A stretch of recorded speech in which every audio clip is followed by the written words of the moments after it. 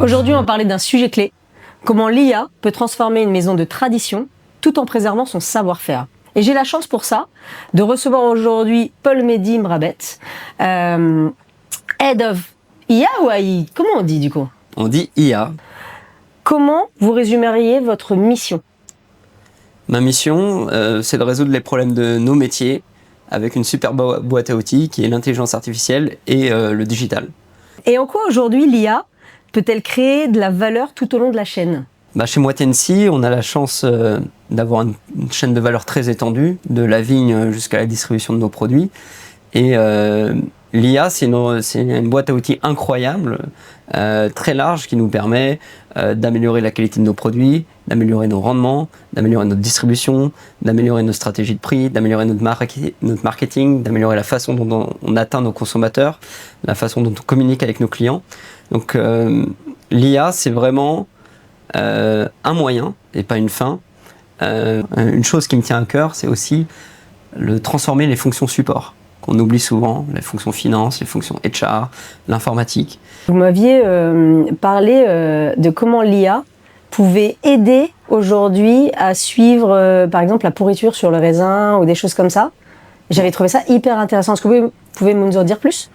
Évidemment, la qualité finale de nos champagnes repose sur la qualité de nos vins, de nos mous et de nos raisins.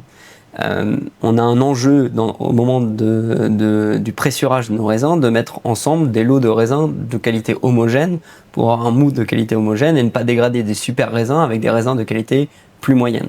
L'intérêt pour nous d'impliquer l'IA dans ce process-là a été de développer des algos de computer vision, des algorithmes de computer vision pour détecter la pourriture sur le raisin et surtout d'homogénéiser la façon d'interpréter la quantité de pourriture sur nos raisins. Pour se dire ça c'est une qualité A, ça c'est une qualité B ou ça c'est une qualité C. Parce que la difficulté c'est qu'avec des centres de pressurage totalement délocalisés, on n'a pas les mêmes experts qui analysent les raisins et qui routent les raisins dans les centres de pressurage. L'IA ici nous a permis à l'échelle d'homogénéiser la façon dont on notait la qualité de nos raisins et ensuite d'homogénéiser la façon dont on trie notre raisin avant pressurage. Et ça, c'est bien, au moins, il n'y a plus une personne qui est en train de regarder quel est le niveau de pourriture du raisin, du coup. Du coup, il y a une personne qui regarde le score sorti par l'algorithme et qui ensuite décide de la façon dont le raisin est trié. Donc c'est vrai que l'IA a connu des vagues de buzz successives, c'est pas la première et ça sera pas la dernière. Le buzz a un intérêt pour moi, c'est qu'il déclenche l'intérêt. Il attise la curiosité. Et donc c'est une porte pour nous, pour ensuite, avec mon équipe, identifier et convaincre les sponsors, les business, peut-être d'altérer la solution qu'ils avaient imaginée et de leur faire plutôt parler de leurs problèmes et c'est nous qui concevons la solution. Et donc on est capable de se dire, là non, c'est pas la générative AI qu'il faut utiliser, c'est un autre pan de l'IA, ça peut être la recherche opérationnelle, ça peut être du machine learning, ça peut être, comme je le disais tout à l'heure en introduction, on a une boîte à outils très large, on repose sur beaucoup de corpus mathématiques différents. Donc la générative AI, il y a plein de sujets chez nous pour lesquels ça ne sert à rien. Par contre, il y a des sujets pour lesquels ça sert. On est une société internationale, on vend nos produits partout dans le monde. Par exemple, la déclinaison de contenu d'une langue à une autre, tout en respectant notre identité de marque, tout en respectant la réglementation locale, parce que vous savez qu'on est dans une industrie fortement réglementée, tout en respectant les cultures locales. Generative AI, ça peut être vraiment un outil formidable pour ça, pour accélérer ce travail-là. La Generative AI, ça peut être aussi un moyen pour nous d'améliorer nos fonctions support. Interpréter un ticket d'incident, naviguer dans nos knowledge base, dans nos bases de connaissances pour répondre plus rapidement aux incidents qui sont levés par nos collaborateurs, c'est un moyen de délivrer de la valeur pour l'entreprise avec la Generative AI. On parlait aussi de pricing. Et peut-être qu'aujourd'hui, l'IA pouvait aider aussi à définir peut-être une politique de pricing. Oui, dans notre industrie, c'est pas vraiment nous qui définissons les prix, puisque c'est pas nous qui distribuons au distributeur final, au consommateur final. On essaie de comprendre à quel niveau de prix nos consommateurs sont appétents pour tel ou tel produit. Et effectivement, l'IA est un bon moyen pour guider cette analyse et comprendre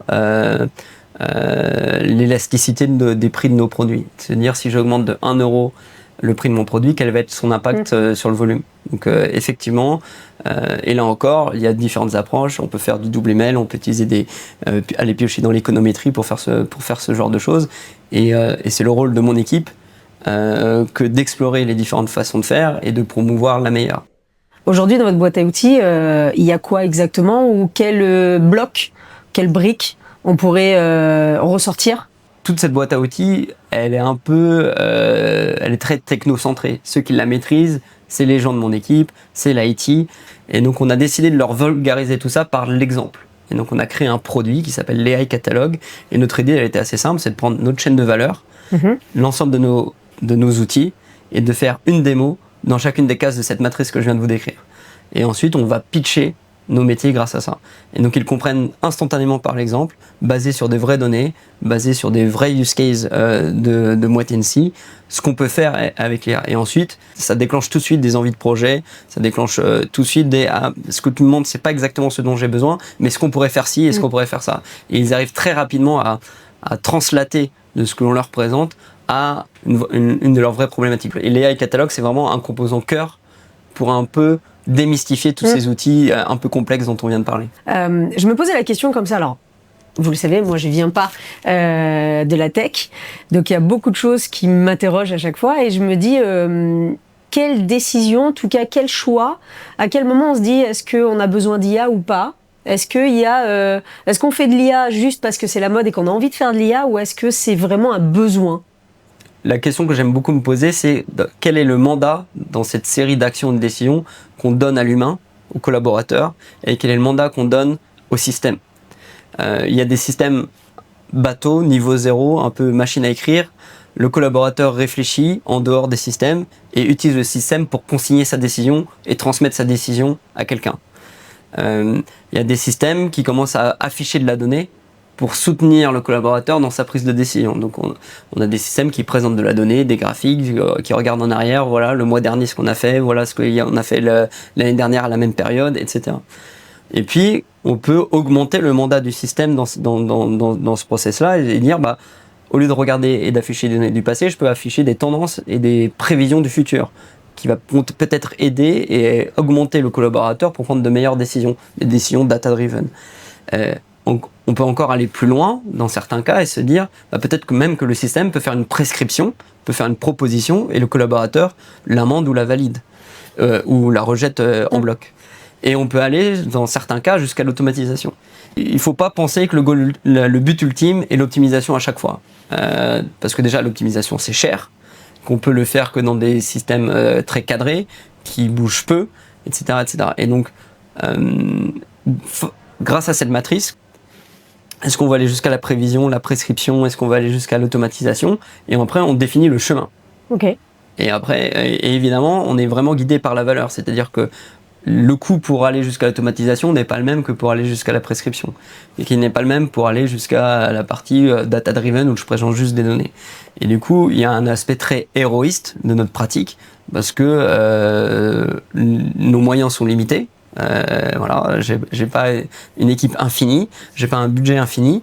Et comme je disais, je travaille sur toute la chaîne de valeur. Du coup, quand vous êtes arrivé dans le groupe, est-ce que vous vous êtes heurté à des difficultés?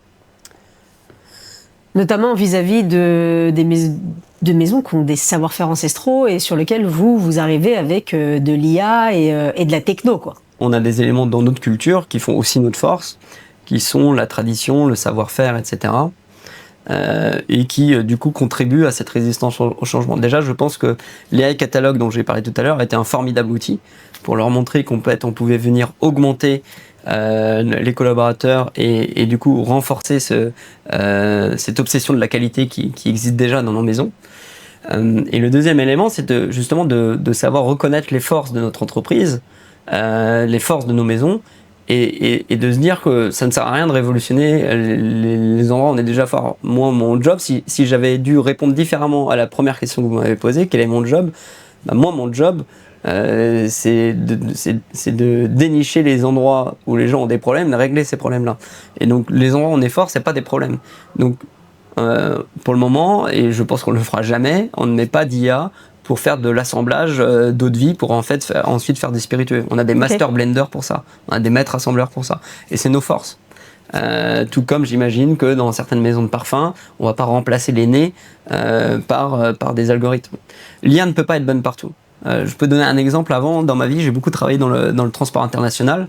Faire la planification de transport, c'est la partie chiante d'un opérateur de transport. C'est la partie irritante d'un opérateur de transport. Et puis, ça se passe jamais comme prévu. Et pour un opérateur de transport, pour un humain qui travaille dans ces centres-là, c'est ça la beauté de son travail, c'est de décrocher son téléphone, de régler les problèmes, de replanifier, de négocier avec les responsables des segments aval du transport. Et c'est pas la planification.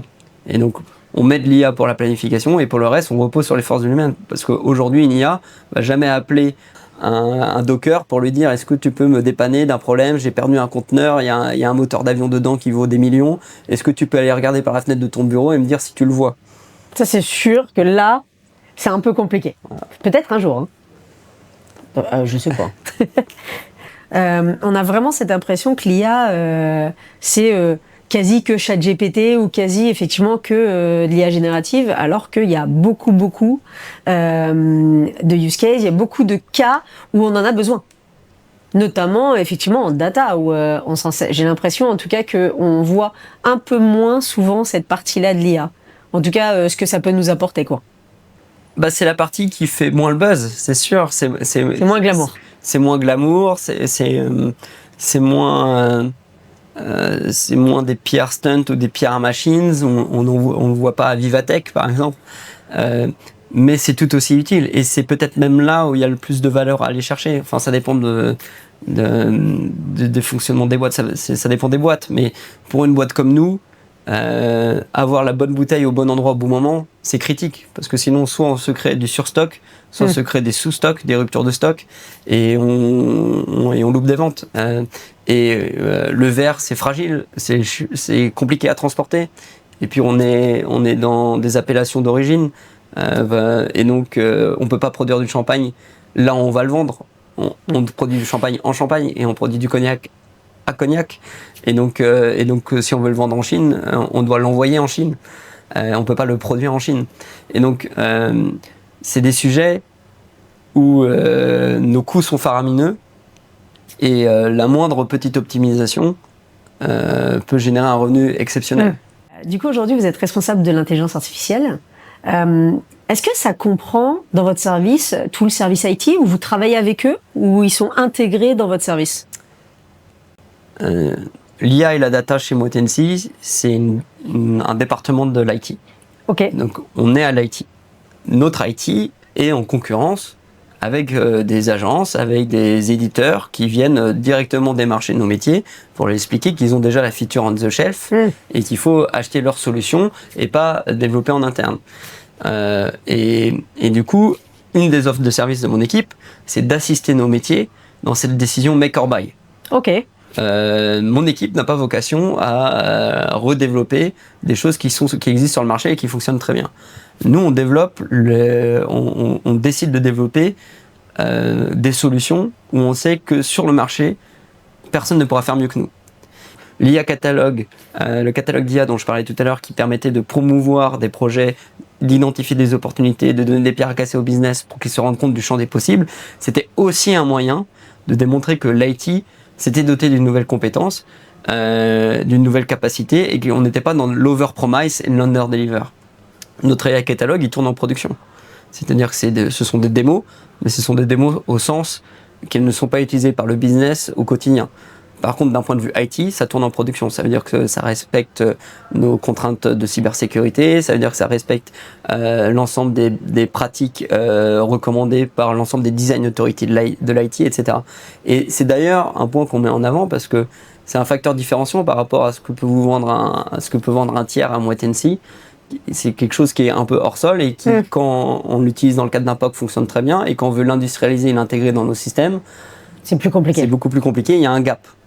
Nous, ce qu'on montre dans les AI catalogues, il n'y a pas de gap puisque ça tourne déjà chez nous, sur nos infrastructures, avec en compliance avec l'ensemble de nos guidelines. Si vous deviez résumer en une phrase l'IA chez Moitency, ça serait quoi?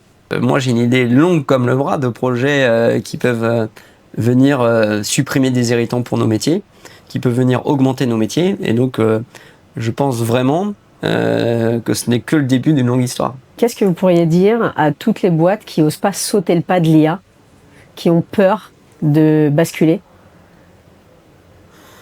Moi, je ne pense pas qu'il y ait une société qui n'a pas de problème. Il y a des sociétés qui ont des forces. On parlait du savoir-faire, de la tradition chez nous. On a toujours des problèmes, et je pense que se refuser d'augmenter sa boîte à outils pour résoudre ces problèmes de quelques outils supplémentaires, c'est un peu dommage. C'est pas compliqué. C'est pas de la recherche. Au tout début, quand j'ai commencé à essayer de promouvoir certaines solutions d'IA, dans cette entreprise comme dans d'autres, il y avait parfois un réflexe, soit c'est black box, donc j'en veux pas, soit ça va me remplacer, donc j'en veux pas, soit en fait non, l'IA c'est de la recherche, c'est des chercheurs dans le labo qui travaillent sur des nouveaux types d'algorithmes, et éventuellement c'est pour les GAFAM. Je pense que tout ça c'est des objections qui tombent assez facilement, et j'encourage les sociétés qui hésitent à se lancer à essayer de faire la même démarche que celle que j'ai décrite avec le catalogue d'intelligence artificielle. Prendre leur chaîne de valeur, prendre les grandes capabilities d'AI, construire une démo dans chacune des cases de cette matrice, et de montrer leur business. Et ils verront que les réactions seront très bonnes. Merci beaucoup, Paul Mehdi. C'était un échange passionnant. Avec plaisir, merci. Ce que je retiens en tout cas moi, c'est que l'IA, c'est pas un effet de mode, que ça peut beaucoup nous aider, et dans toutes les industries, je pense, dans toutes les sociétés, à condition de garder l'humain au centre. Exactement. Merci à vous qui nous écoutez, et on se revoit très vite pour un nouvel épisode.